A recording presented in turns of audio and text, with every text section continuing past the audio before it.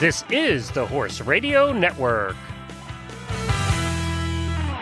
This is episode 136 of Horsemanship Radio, brought to you by Omega Fields, the world's best omega-3 supplements for horses. Horsemanship Radio is a part of the family of the Horse Radio Network, and today we have some old salty writers from Ireland. They're not so old. And we've got a beautiful man from Albuquerque, New Mexico, Dr. William Miller, all to talk about horses and the carryover to humans as well.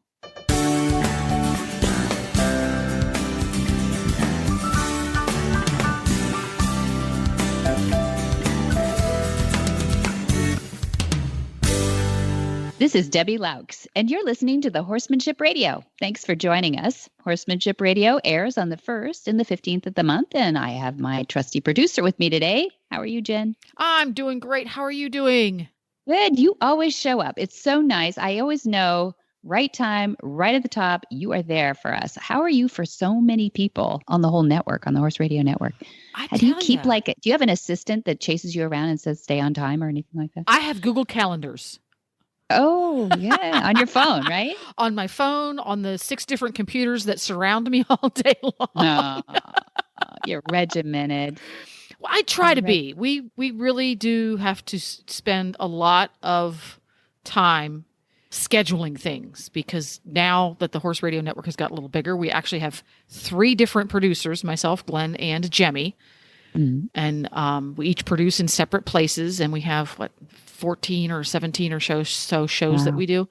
So it's a lot of scheduling. Yeah. That is, but I always know that I'm the only one I know about is mine. So that's right. And that's all you need to know about. It's easy for me to remember. Yeah. Well, it's wonderful that you're always at the other end of the line. I really appreciate it, because this episode was really interesting. I got to do these on remotely, let's call it, because it was you were an independent recording person. A little indie, right? I'm like a little, I got this tiny little microphone. It's got a tiny little foam cover on it. It's hilarious, actually. I feel like I'm a mini podcaster is what I am.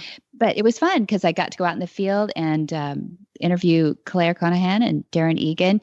And they're from Ireland. You're just going to love to hear their stories. And we rambled a bit. It was really fun, but we tightened it up for you guys, so don't worry about it. But it was really fun to hear these 2 old souls that had been working together like when they were in their teens, really young. And then they're back and they're not millennials, but they're not much older than that either.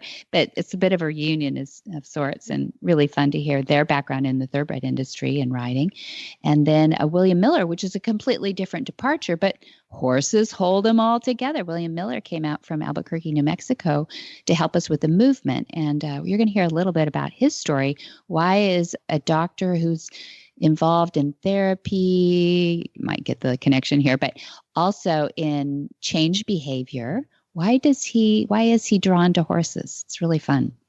Neato keen. And I can't wait to hear it all. And we're going to do that right after we hear from our title sponsor, the fine folks at Omega Fields.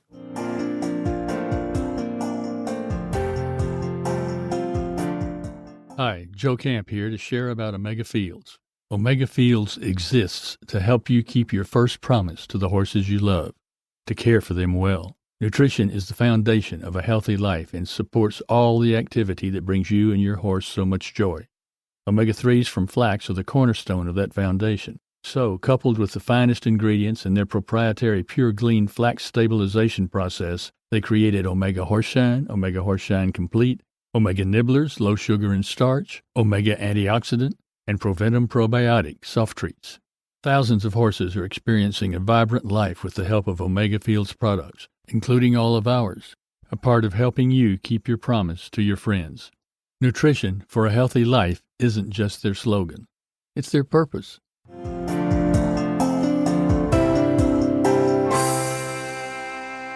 Claire Conahan and Darren Egan met when they were very young and working in the horse industry, and then got separated, as you would do, over the oceans from Ireland to the United States. Well, they're back in the United States now, and they're working together again at Flag Is Up Farms.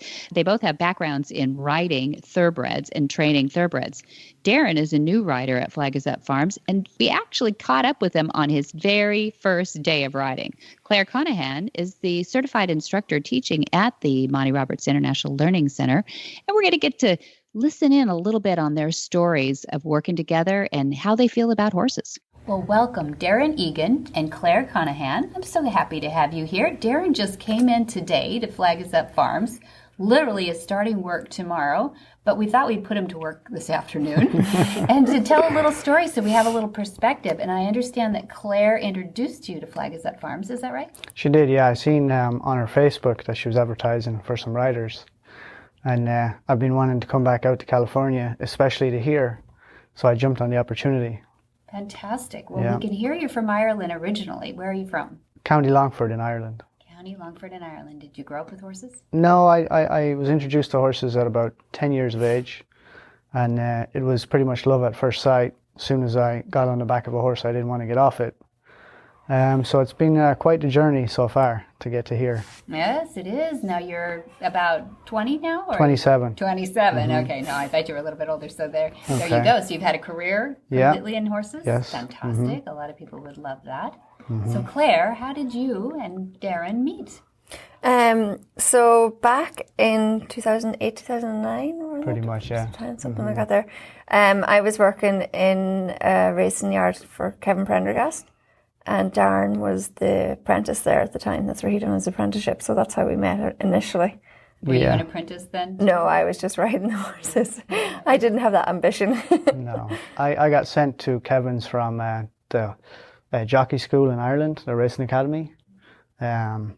So I went there from the racing academy and I stayed on afterwards when the course finished. And that's where I served a year and a half of my apprenticeship before I moved to England to pursue a career over there. And where did you end up at a trainer's barn, or did you actually end up at tracks? Over there, it's much different. You go to trainers' barns. You don't. There's no exercising on racetracks.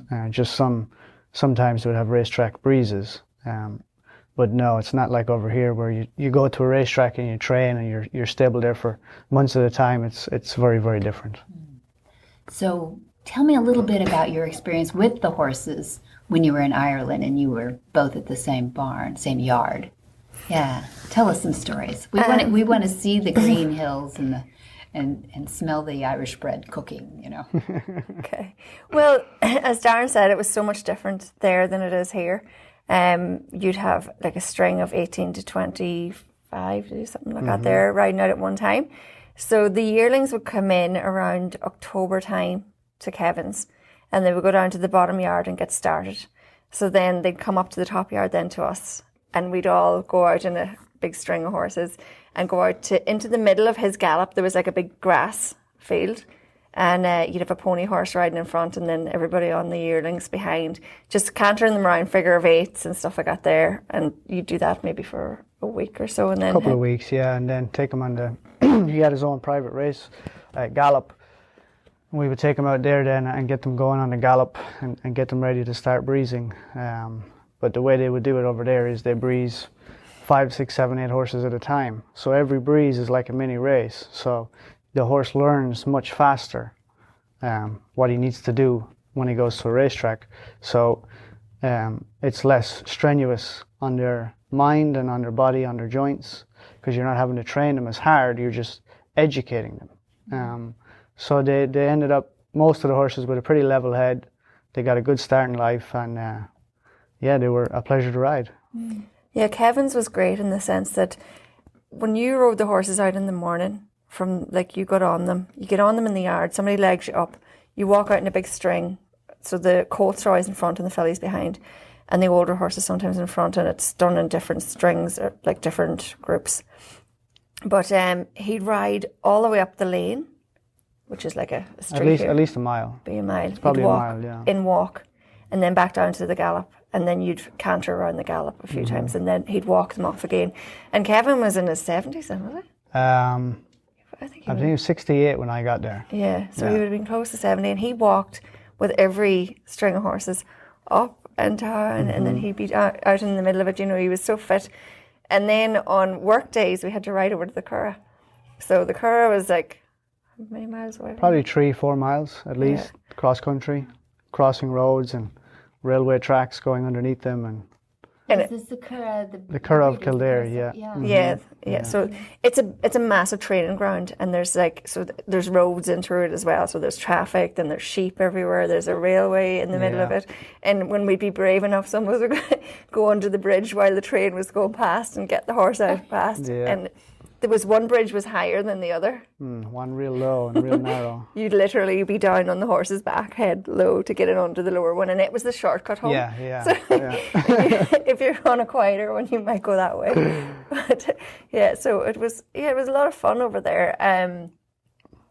Kevin was hilarious whenever, sometimes traffic would go past us too fast, and he'd take off down the road in the car after them to tell them off for scaring his horses. There was this one time where we were riding back from the Curragh. The horses had already breezed, and it was the last group of horses to come back, because like I said, when they breeze in groups of 5 and 6, then those 5 and 6 would walk back to the barn, and the jockeys and the exercise riders who would ride work, they would get on the next 5 or 6 and go down and breeze them. So what do you think that did for the horses, though? Because here the horses are often installed and then out to the track and back into the stall. I mean, it's not as bad as Hong Kong. I've heard they take them up and down in elevators and then take them right to the track. So I'm not complaining, but it is. Do you think they grew up a little bit more normal, more natural? They definitely have a sounder mind. They're more mature in their mind. They can handle stress a lot better. They can handle stressful situations without completely losing their mind. Well, I suppose they're eased into it a bit more too. They're not, if you think about it, if the horses over here are kind of put on their own a bit more in the beginning, they don't have the comfort. They don't have that of the social bunch, together, whereas ours do, and they get that education from very early on that they're all together, and turned out in big herds, because that can mean a lot in a race, really, can't it? Because you find a lot of horses they either want to be tailed off and they'll pick them up, or they want to be out in front. But once they get into a bunch, they just lose heart and they want to go backwards. So it really helps in that sense too. So you're 6 or 8 out together, you said? Or anything up to 25. Up to 25. 25 going at the same time, or when they would be breezing, everybody would walk around in a big circle at the top of the gallop, and then Kevin would pick what horse and what rider would go down to work together. And then when they would come back, they would just switch off the hot horses to the exercise riders who rode them over there, and they would just ride them back. Wow, that's a huge staff. You had people everywhere. Yeah, and over there, like you in that barn especially, you would only ride 3, maximum 4 horses a day. But you're spending an hour and 30 minutes to 2 hours on each one. So all of that walking and all of that time spent with the horse, it just benefits them so much, because it's, at the end of the day, we're trying to get them to do something that they're not naturally meant to do. We say they're born to run or whatever, but it's very different than a horse running down the field chasing each other than 10 horses coming out of a gate and going to the wire and trying to beat each other. Yeah, that is less natural. Yeah, it's a lot less natural. So do you feel like that mentally they mature at the rate that they would have matured? Because you say you get some early and you can see which ones are ready for the races. Exactly. And that's where the horsemanship part really comes in. Because it's not about saying, I have a 2-year-old, he's going to run here. It's about saying, I have a racehorse and I'm going to get him to the races when he's ready. Because when you start, from what I've seen, when you start putting a date that this horse has to be somewhere at a certain stage, you're putting a lot of pressure on that you don't have to. Just instead of training the horse as you find him, and then he'll get ready when he's ready, instead of twisting the screw too tight, and that's when a lot of mental problems occur. And it can be physical too, especially with the stress and the anxiety and everything too. Well, all the walking and stuff they would get back home, it's really good for their joints. So good, it loosens them out a lot more. That they're ready to go out and canter. Their muscles are warmed up, they canter, and then their muscles are cooled down before they go to their stall. And in Kevin's it was great too, because every horse, once you finished riding him, you took him back to his stall, took off his saddle, put a head collar on him and a lead rope, and you took him out to a round pen, and he had a roll, and then back and groomed and into his stall. And that was their routine for them, and his reason for that was so they didn't get cast in the stalls. They wouldn't want to go back rolling, so it was They really had, they had a long, session as Yeah. opposed to 15 minutes Right. over here. Like That's I know a lot of people over here. The goal is try to get the horse to the racetrack as quick as possible. For what reason is unknowns to me, but you're just taking steps backwards when you start approaching the job like that, because it's like Monty's saying, act like you've got all day, it'll take you 15 minutes, and act like you've 15 minutes to take you all day. That's It's right. the same with the horse. Yeah. There's a lot of great horses that come out of Ireland. There was another one called Red Maloney. He won the Oh yeah, he was a gelded, and he had a goat in his stable with him.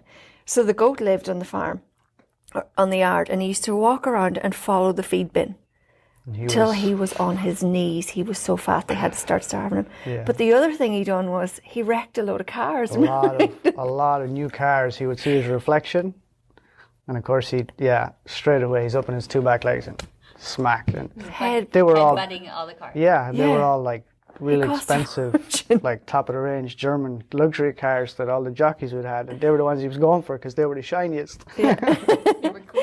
And our cars he wouldn't touch. No, not at all. Because I think he went for one of Kevin's cars one time as well. He got his Yeah. car too. I think that was the end of it. They had to keep him in at that time. But Red Maloney was a bit of a worrier. He was a windsucker as well, I think. And he was actually due to go to the Melbourne Cup at one stage, and they had to get a passport for Gilly. That was the name of the goat. The goat, Yeah. And they used to turn him out with the goat and everything, and he lived in the stall with him. The two of them would eat out of the feed pot together, and it was just... And he was a good horse. Didn't he win not the Guineas, didn't he win the St. Ledger? Did he win the St. Ledger? I'm not sure. He did. Do you remember him before the goat? Like, do you remember why they got the goat? No, I remember the goat just being with him.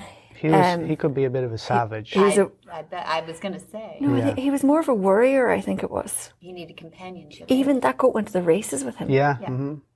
It was so before, funny, I didn't know they had to get a passport. But the only reason he was going to have to get a passport was because he was going to be going to the Melbourne Cup. But for whatever reason, then he didn't end up going. Or did he go to Hong Kong at one stage? No, Must have been went to Hong Kong. Yeah, he didn't go anywhere. But a lot as well, too, to sort of sweeten the deal, too. You have the babies, which a lot of the ones come here for starting and stuff. So you can start them from the beginning in the right way, which makes Don't get me wrong, I love working with a horse that has a problem. Because it doesn't have a horse problem, it has a human problem. Exactly, Darren. So instead of trying to make the horse do what you want him to do, I just like to observe the horse and see what he's doing and what he's got going on in his head and take it from there. I see a lot of people, I've seen just this summer, some people had purchased a very expensive yearling for over 400,000. Expensive yearling. And then I see it a couple of weeks later and it doesn't want to go to the track, it's rearing up, it's bucking its rider off, they can't get even a rider on it. And I'm like, this is just ridiculous. Yeah. This is just ridiculous. And it was just a consequence of bad horsemanship and a rushed job. They were in a hurry and they didn't have the correctly qualified staff to do, to break the horses properly. They wouldn't drive them, they wouldn't put them on the long lines. You had to break them in a stall, you put the saddle bridle on, you get on them, and that's all you got. So it's number one, very dangerous. Number two, it's not very educational for the horse. You're teaching them how to do all the things you don't want them to do. So just to be able to be here and enjoy the break-in and training process and enjoy looking at a horse and saying, okay, he doesn't need to go to the track today. He's going to go in the round pen, or he's going to go and we're going to do figure eights in the arena, or we're just going to take a trail right around the property. Because sometimes that's all it takes. But people are in this mindset where he has to go to the track, he has to train, he has to train, he has to train. And usually that's the problem. He's doing too much training. So you're going to supervise this guy now? Yeah. Make sure he lives up to the name I give him to your mother. So. Right, I know. She was reading the resume. I take pride in my work, for sure. I bet you do. I bet you do. It's going to be fun. And my goal is to get you changing the term breaking to starting. Yeah. Okay. That's my goal. You might do that by tomorrow, I know. But Yeah. We can start a few. Yeah, you start. There you go. I know. That's just one of the campaigns that we It's just a little tweak. Psychological. But if you keep hearing it come out and go in the head, it's just one of those little domination things that I think we could fade out of at this point. But. Yeah, it's definitely not the right term. No, it's just it's the universal term. It's been used for so many years, really, isn't it? It doesn't generations and generations. Yeah. But it's fascinating to me, like that people that get into this industry, like when you started, like Darren said earlier, it was love at first sight with horses. And with most people, as a little boy or a little girl, that's what it is. You love horses. And somewhere along the way, you end up in a yard or wherever you are, and that's just how they do it. And that's the words you hear. This is just how it's done. That's just the way it is. This is how we do it here. Yeah, and people accept that. And that baffles me because, no matter what horses I worked with, when you got results with a horse, it was never through bullying them, ever. And people would say to you things like, I remember one time, for instance, you remember Mark of an Angel, the little chestnut filly I had? And she was, the term they used was a screw loose. That's what they called her. Was here, wasn't she? No, she was Mark of Esteem. Oh, Mark of Esteem. Yeah. Okay. And when they brought her over to the Curragh to work, nobody could ride her. They had to walk her around, and she would be in a lather of sweat before anyone even got on her. So the stables got turned around anyway, and one of my horses was sent home, and I got given this filly, and I thought, oh dear Lord, what am I going to do with this? I'm going to be killed. And all I done was I dropped her out the back and just softly just rid her, and she was such a lovely filly, such a lovely moving filly. And eventually, I was able to ride her around walking while she was waiting to be ridden by the jockey. And one particular day, she was getting ready to go to the Galway Festival, and Declan McDonough was getting ready to ride her. And as I put him up on her, was walking him out to the track, he said, "Is she okay?" And I said, "Yeah, she's fine." Right, she seems really quiet in herself. He thought she was sick. So he went out on the track, and he rode her, and he came back and he says, "I don't know what you're doing with this filly, but whatever it is, keep doing it." And Declan doesn't give compliments. No. And Kevin said the same. The two of them both did. So anyway, this filly, she went to Galway and she finished second in a really big race. It was a listed race or a group, I can't remember. I'm terrible when it comes to the types of races. I'm more about the horse's mind than anything else. And so afterwards, when I started riding her again, she'd had a couple of days off, and I started riding her again, and Darren was actually here at the time. And I said to Kevin, he asked me how she was after the first day I rode her back. I says, "I don't know." I says, "I can't put my finger on it, but she's just not right. She's up in my hands. She just doesn't feel right." And his was, like, "You're annoying me, God, looking for things wrong." But that wasn't the case. And Sean, the backman, was there that day. And you and Sam were actually getting a lift home with me that evening, I think, back to Roombeg. And I said to Sean, I said, "Do me a favour." I said, "Just run your hands on that filly and let me know if I think there's something wrong with her." So he told me, yeah, she's all wrong around her sacroid area. And I told the head lad, I was going on holidays. I told the head lad what the backman told me, and so the head lad wasn't very friendly. This was Tuesday, Tuesday. And they rode her Wednesday. And I was at the airport on Thursday morning and got the call to say she'd broken her back leg. And I was devastated. I left. I went on a week's holidays and I came back and I rode a horse. And I left that morning. I said, enough's enough. I just couldn't take it anymore. And then my filly rode in she ran in the Million Samba School. 2 weeks later, and she finished second. I was at home watching it going, "Oh my God, please don't win," because I stood to win 20,000 if I was still looking after her, but she came second, so it didn't. But it was just so fun. It was so good to actually see her run so well that time. But it was just one of those things where girls don't know what they're doing. You're just annoying people, but it's like with that filly, I don't think it's right with her. And she'd ended up really good, but the ground was really heavy in Galway that time, and I think she must have pulled something in her back and then ended up breaking her leg afterwards. So we can't change everything. And if we just throw a little pebble in the pond and try and change somebody's mind, if you can change one or two people's mind, you're helping. It's not, and you'll never save every horse. And I've had to learn that the hard way and walk away sometimes when people are doing stuff that I'm not so happy with, because I found a lot of the time when you go to try and intervene, they get worse. And I've seen people actually be harsher with horses in front of me because of my background with Monty, and it's like, yeah, I'll show him, and I'm just going, that's on you. I don't want anything to do with it, and I just walk away. I don't rise to it because there's no point. You know, those people are doing, I guess, the best they know how to do because of whatever reason, fear, ego. My philosophy, and I've had this philosophy for a long time. People would ask me, you know, how can you ride that horse so well? And my philosophy always was, it's in my trust of lack of control where I get control.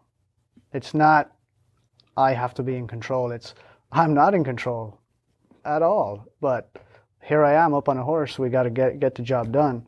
So instead of having a wrestling match, I like to have a dance.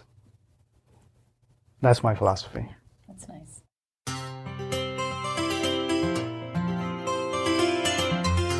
Cavallo horse and rider Carol and Greg Giles, too, have been longtime supporters of the Horsemanship Radio, and we thought, you know what better way to show how their support goes than through the people who buy their boots. So we have this from Brenna Eldridge on a Facebook post. I could not be happier with my decision to transition my horse to barefoot and choosing Cavallo for his hoof protection. I always thought my horse just had bad feet and that he would always be lame barefoot until I realized that I was enabling that dependency. By allowing his feet to adapt back to the way that they were naturally intended, his feet have become strong and he now seems perfectly comfortable barefoot. With the added weight of a rider on rough terrain, I invested in my first pair of Cavallo boots. I went with the Trek boots, and they fit him perfectly. I was able to do anything that I could do in metal shoes, and I have no longer stress over him losing a metal shoe and damaging his hoof when removed. The Cavallo boots have provided him greater shock absorbencies when riding on hard ground, and so far, whether it be on trails or in the arena, he seems extremely comfortable in his boots. I do a variety of riding, including trails, gaming, and drill, and I'm excited to get into the gaming season to put truly those boots to test. I believe that in horsemanship, you have to pick methods that make the most sense to you. And for me, that is the naturality of barefoot and the protection of the Cavallo boots. Brenna.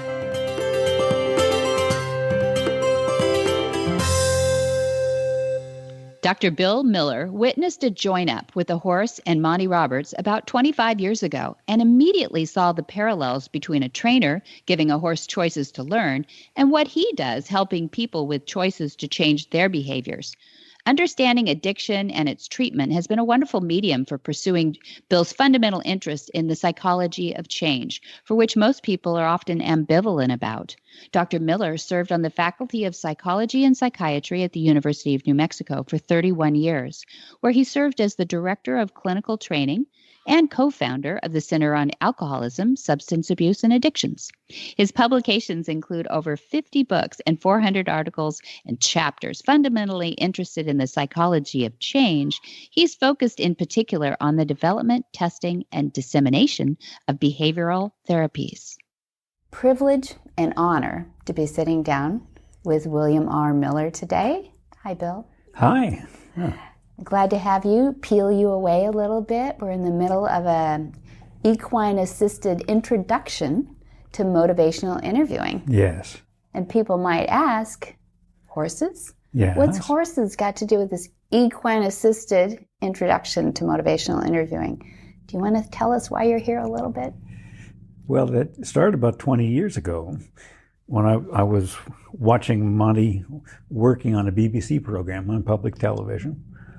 And I was struck by, he does the same thing I do. Now, I'm a psychologist. I was working with people with addictions. But I was struck that he's doing the same thing I do, but he's doing it with horses. This isn't even species specific. And I was quite moved.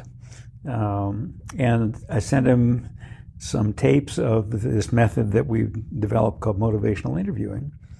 And about a year later, had a chance to meet him here at the ranch, and he was equally impressed that what I do is the same as what he does, but I was doing it with people with alcohol and drug problems, and so we kind of recognized in each other the similarities of these two approaches, and that's led. I've been here a number of times doing motivational interviewing trainings, But it led to this particular training that Chris Robbins has organized to look at the similarities between Join Up and motivational interviewing. And I came just because I'm fascinated to talk about those things. So you're kind to have done that. We had you for the beginning of the week. We had 2 days of the movement, yes, which is a symposium that we put together. Our goal for that, our mission for that, was to point out those qualities of horses that people have taken into other vocations besides just horse training or horse competitions. But we had several speakers, you being one, second year in a row of 2 years that we've done the movement. But maybe tell us a little bit briefly about what your talk was covering. Well, to me, the movement is about nonviolence, about alternatives to domination and violence. And I was this year talking about empathy, the ability to tune into someone else's world and experience and see things from their perspective. And doing that, of course, moves away from violence. Violence becomes possible when you can depersonalize the other individual and say, well, they're not even human. When you can join with them, when you can begin to see the world through their eyes, through their perspective, it makes a connection that makes violence less likely. Yeah. Very nice. And it was a great talk. We'll be having that out on Vimeo eventually too. So we'll give people an opportunity to actually get to see that in action. Then moving into this equine assisted intro to motivational interviewing, maybe we should do this for people. Could you give us a definition that you routinely give for motivational interviewing? Yeah, well, that definition's changed over the years too. But fundamentally, it's a way of having a conversation. And so in that way, it's like Join Up as well. And the purpose of the conversation is to bring out the other person's motivation for and commitment to change. So whatever the topic, initially I was working in addictions, but it very quickly spread into healthcare and then into corrections and then social work and dentistry and all kinds of fields. Because really it's about helping people to get through ambivalence. Whenever we're faced with needing to make a change, we don't want to do that. We're comfortable doing things the way we have been. And yet, for example, if you get a diagnosis of diabetes, there's some really important changes to make that will determine the quality of your life and the length of your life. And those aren't easy to do. And in that kind of situation, it's helping people to voice their own reasons for making those changes and to get to the place of saying, yes, that's what I need to do. So it was the same in that way as the addiction challenge of getting to the place of saying, I think I really need to do something about my drinking or my drug use. Well, that turns out just to be human nature, that ambivalence is us. And it's a place you can get stuck for a long time. You think about a reason to change, and then you think about a reason not to change, and then you stop thinking about it because it's kind of unpleasant. And this is a way of having a conversation that helps people keep thinking about it and moving in the direction of making positive changes on their own behalf. So you've been here for a few days and you were finally offered the opportunity to do a Join Up. Yes, after 20 years. After 20 years of never actually getting in the round pen with a horse to do that, but you'd seen a lot of them. I have indeed, yeah. You have, because you've been here with your conferences and your trainers, training the trainers before and watched the demonstrations. How is it different being in the round pen this time? Well, it's quite amazing to have that experience, having seen it so many times, but to actually have the conversation, to see immediately how my movement influences the horse's movement. At one point, you're supposed to stay behind the horse to be driving the horse away from you. And I got a little ahead of the horse, and the horse turned right around and went the other direction. I said, now that's what I tell my therapist, that if you get ahead of your client's readiness to change, they're not coming with you. That was the experience all through it, all through the Join Up, of kind of asking the horse, will you come with me on this step? Will you come with me here? If I turn, will you turn with me and come along? And that's so much like the experience of motivational interviewing as well, that we try things out in the conversation and see if the person will take that step, will come along with us. I also was very aware of how useful it is to have someone standing up on the side of the round pen who can see what I don't see and make a suggestion. And that kind of coaching is really important in learning motivational interviewing as well. Because in a way, it's what you're not seeing that you need some help from a coach with. Just like learning tennis or learning a musical instrument or whatever, somebody else listening to you or watching you can say, now turn your wrist just a little bit, now try it again. And that kind of coaching is how you learn complex skills. It is very hard to see what you're doing when you're inside your skin, especially in this. It's almost like being in the Colosseum. You feel like a lion might come out in the moment. It's pretty intimidating. Did you get a little vertigo when you were first in there at all? No, you were good. No, and felt very safe to me. I didn't have that Colosseum sense about it. And the horse is giving you feedback constantly, of course. So you've got two good sources of feedback. There's what the horse is immediately saying, oops, you did that one wrong.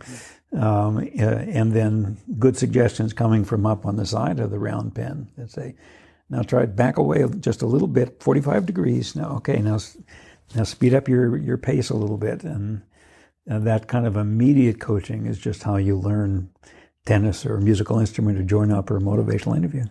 How did you feel with your physiology? Did you find yourself having to think about breathing down, or did you even think about it? I didn't think about it until it was time for the moment of join up, and knew then it was important to do that. But I hadn't really focused on breathing that much before. I have a daily meditation practice, and I'm used to diaphragmatic breathing, and so even when I walked into the round pen, I felt very comfortable. But that's a moment when you're going to invite the horse to come to you, that you close your posture. I learned that one, and breathe out and just get relaxed. And the horse joins you in that process of slowing down. And the second time I did a join up here, I turned away from the horse and walked toward the center, and I didn't look back. And then when I finally turned around, the horse was right there on my shoulder, which was what a lovely experience. And it's an experience of trust. It's emotional. Well, it's emotional for sure. And I know you work with veterans here, and I think of the courage of a veteran to, at that moment, turn their back on a 1,000-pound animal and then experience the trust that's involved in that. It was very, very moving. And I know your wife, Kathy, got to experience it too. Did she share a little bit about it? She did, and I think she's done 4 of them now. She's really, really excited about it. She grew up on a farm, but not with horses that much. And it really touched her. She said the first time she turned around to the horse at the moment of join up and stroked its head, she said it was like touching a baby. It was like that moment of connection. Yeah, so innocent and trusting, because it's full trust that you have from the horse at that point. Yes. There's no reason other than trust to come to you. That's right. That's right. You don't have treats in your pockets or anything, Nope, right? Nope. And they don't have to do it. No. They don't have to do it.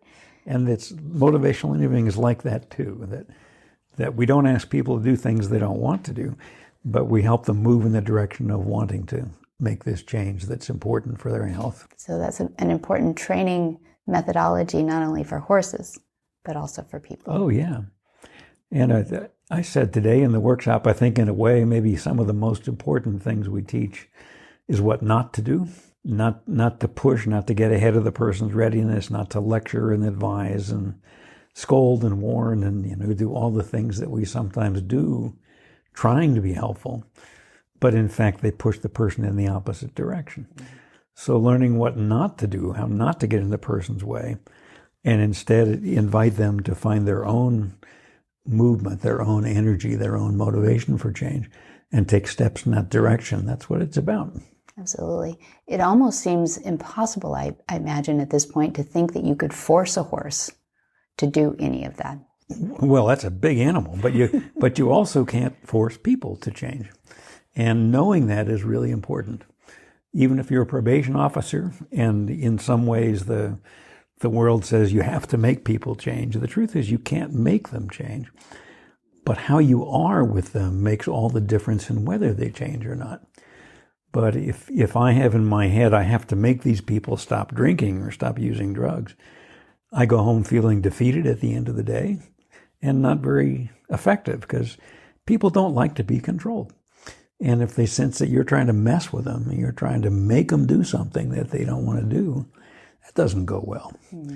We thought in the addiction field that what you had to do was get in people's face and scold them and tell them what was wrong with them and what they're supposed to do. But people don't take kindly to that usually, of being told what's wrong with them and what they should do differently. Really? No, I'm kidding. Yeah, no, I mean, we all know that. It's true. We all know that. It's true. Now, horses don't have egos. People do have egos. Do you feel like forcing them to change by shaming them and or even threatening, let's say, with jail or other penalties for doing their thing?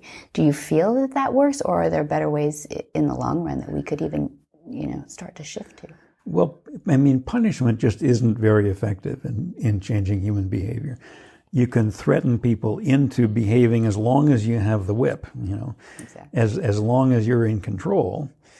But what happens then, as soon as you release people from jail, they tend to exert their freedom again and go right back to what they were doing before, if you haven't done any work with them to find their own reasons to do something different from that. So, can you coerce somebody through torture to do something? Well, within limits, yes. But in terms of long-lasting change, no.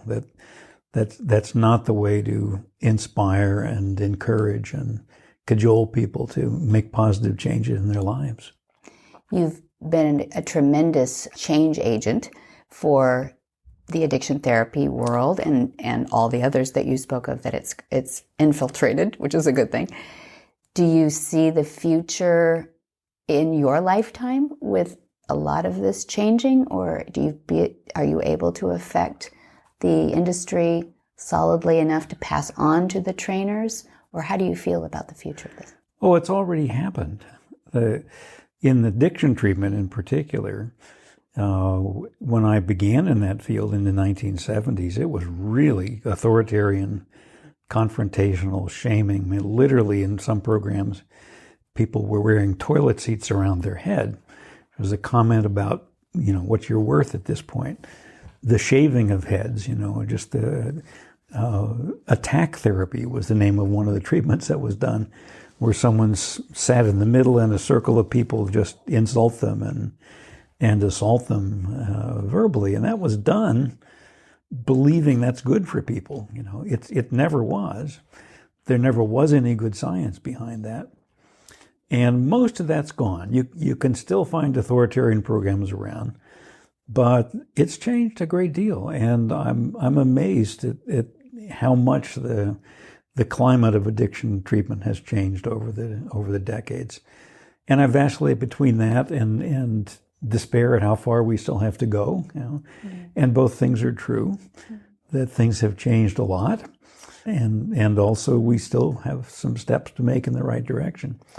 But I hope if my life makes a contribution, it is the humanizing of healthcare more generally, not just addiction treatment, but the way in which we are with people who come looking for help with their health.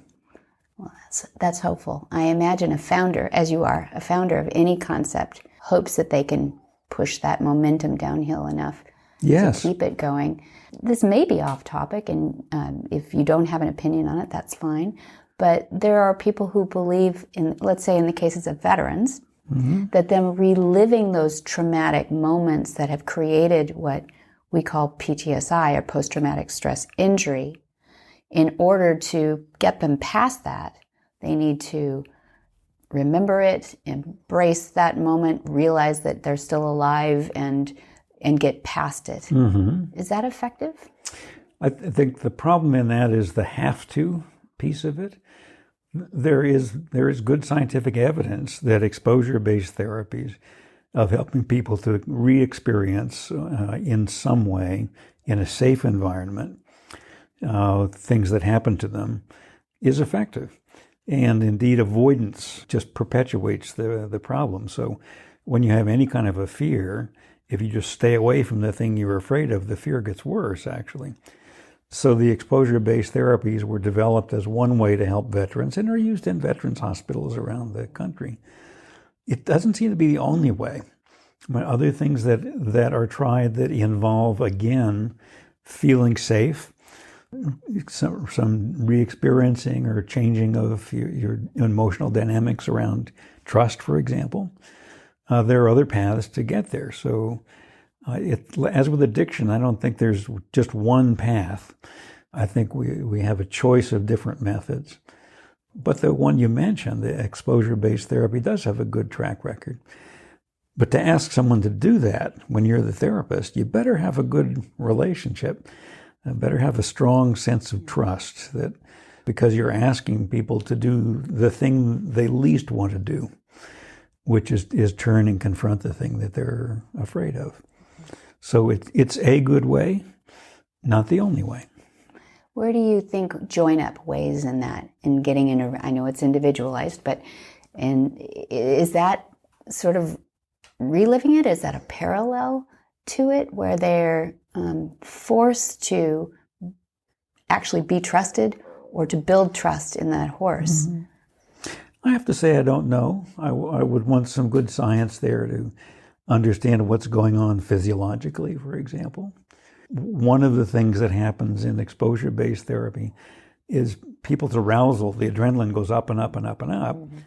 If they don't run away at that moment, at the peak of the fear, but stay with it until it comes down again, that's a curative experience in itself. Maybe that's happening in Join Up. I don't know. Maybe it is on a more abstract level, learning to trust and to be trusted, which was not adaptive when you're in Iraq or Afghanistan. You stay alive by not trusting, period. Good point. But when warriors come back to civilian life, I think we've done very little to help them make that adjustment. We spend months in basic training helping them make the transition from civilian life to being a warrior. And the return trip can be just as difficult. But we've just put people on ships or planes or whatever and said, okay, now you're back home. And I think we could and ought to do much more than that.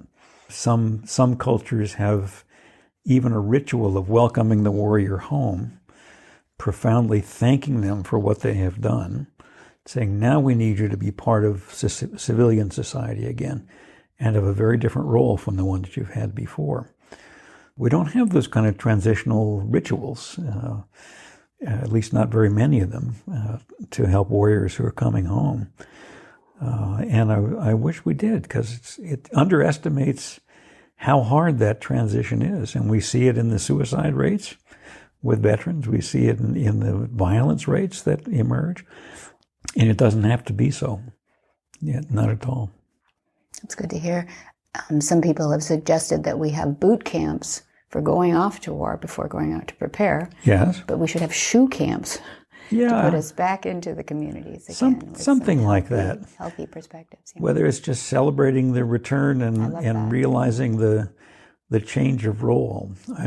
One of my postdocs did a study at a Native American pueblo, and they wanted to know what percentage of the men who had gone off to Vietnam still had PTSI. This is 25 years after Vietnam now.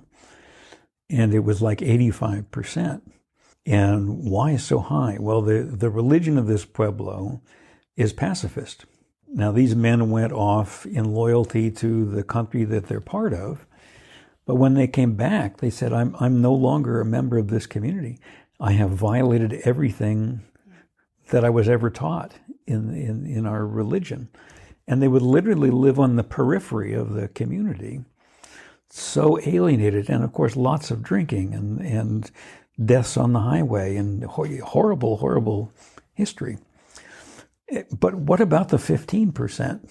And my colleagues discovered that the 15% who were not drinking, drugging, suffering with PTSD, were people who were members of a particular clan that by virtue just of reaching a certain age, you're now expected to become part of the secret religious society. And so at that age, through no merit of their own, just by virtue of who they are, they have a responsibility to become part of the central, most respected religious society in the community and to perform duties, regular duties, for the welfare of the whole community. In 6 months, the PTSI is gone, the drinking is gone. They now have not a peripheral role, but a central role in their community again. And it's making that kind of transition that I think we've not been very good at helping warriors to do. So there are processes that we can implement. Oh, At yes. least we're seeing some demonstrated, yeah. Oh, yes. Perfect. Last question I have is, you touched this week at the movement, you touched on transspecies spirituality. Yes. I think that's such a fascinating title. Yeah. Give us a thumbnail of that. I know it's hard. Well, I mean, God didn't just create people. God created everything that's here, and so in some sense, everything around us is some reflection of God, is in some way a connection or a part of God. And we've gotten very anthrocentric, I think, that nothing really was happening until human beings came along. So the first billions of years, God was just waiting for people to appear and form religious denominations, and then things are okay. Well, that's crazy. And just to sense that loving kindness, which is how I understand the essential nature of God, is also what we're meant to do, and not just with other human beings, but with creation, with animals, and to love the world and protect it as well. And so it makes perfect sense to me that spirituality is not something that is like a cool human thing, and only humans are part of this experience. I mean, God created it all, and we're a part, not as big a part as we sometimes think, of all of that creation. So but it was one of the things that struck me the first time I saw Monty work, which is it's that same loving, respectful, autonomy honoring way of being with another creature. Now, St. Francis is famous for having done that, for regarding animals to be relatives, and native people do the same. That we're related in some way. I don't understand the mystery of that, but I enjoy experiences that help me to experience that mystery. Very nice, very nice. Well, it was great insight. I think a lot of horse owners, spiritual or otherwise, call a horse a very sentient being. Oh, yeah. And, I think that's the quality of horses, the flight animal, really. Mm-hmm. The qualities that humans can learn a lot from.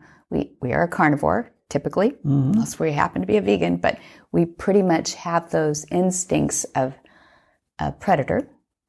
And to learn the vast qualities, really, of the flight animal that have survived a lot longer than we have, seems to be where our pursuits we're learning the most in right now. So I'm glad you had that perspective for us, too. It adds one more element to it that I like.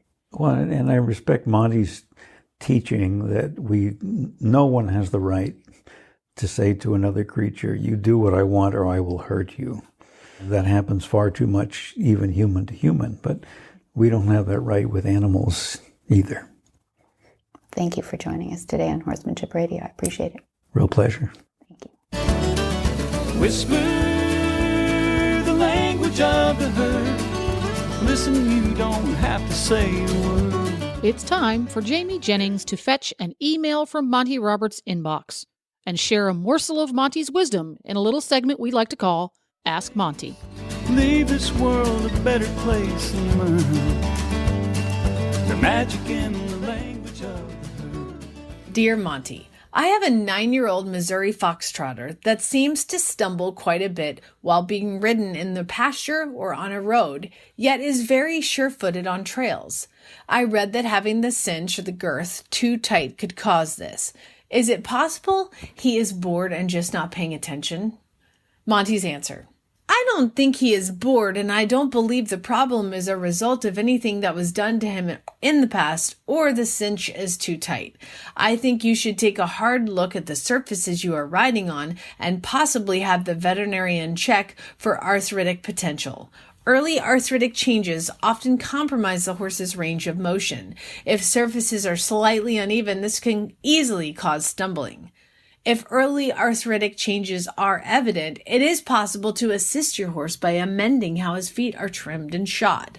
There are also many substances available today that will assist your horse in overcoming the problems of a compromised range of motion. Glucosamine and chondroitin, as well as glucosamine sulfate, are often suggested these days. Also, many horse people use hyaluronic acid, which is a substance of choice for many of the joint problems of today. This substance is available in both injectable and ingestible forms as their treatment of choice for joint problems. I have used all of the above with favorable results. However, I am not a veterinarian and would advise you seek the opinion of a good equine practitioner who will be able to tailor the treatment of your particular problem. I would not choose to speculate on the best course of action without seeing the horse and listening to the advice of a good vet. For more of these insights into good horsemanship, go to www.montyroberts.com and click on the orange banner that says Get Free Horse Tips. Hi, I'm Monty Roberts, and I'm dedicated to training horses without pain. You can learn to do it too on my Equus Online University. Western, English, the beginner, or the advanced rider, it doesn't matter. You can connect with other students online too, on our forum, and there's a new lesson every week. It's a lifetime of learning for you on my Equus Online University at montyroberts.com. What in the wide, wide world of sports is going on here?